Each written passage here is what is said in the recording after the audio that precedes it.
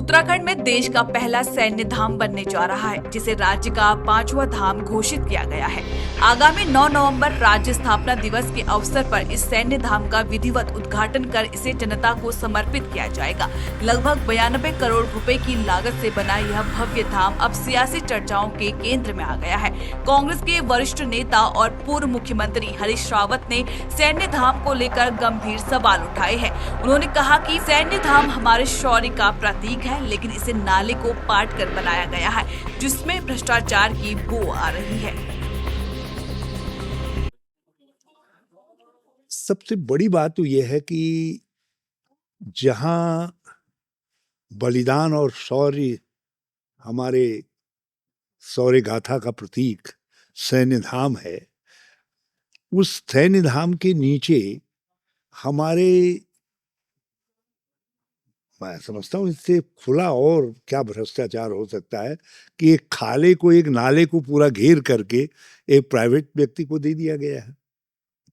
और किसने दिया है मैं नहीं जानता, लेकिन उससे सैन्य धाम के लिए भी भविष्य में खतरा है।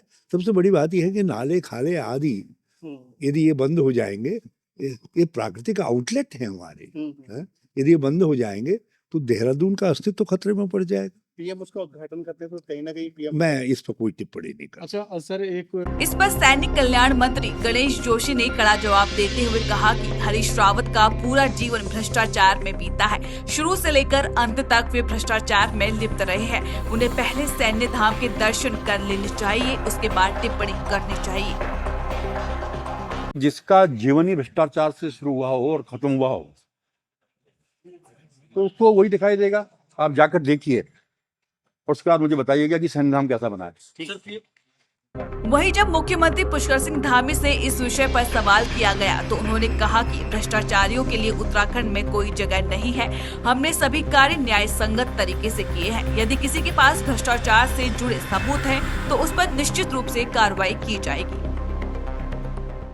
देखिए, हमारी सरकार में भ्रष्टाचार या गड़बड़ी जैसी कोई संभावना कहीं नहीं है और ठोक बजाकर ठीक प्रकार से उसकी जांच की जा चुकी है। सारी चीजें विधि सम्मत हुई हैं, व्यवस्था के तहत हुई हैं। अगर कहीं किसी के पास गड़बड़ी के कोई सबूत आएंगे तो निश्चित रूप से हम उस पर कार्रवाई करेंगे।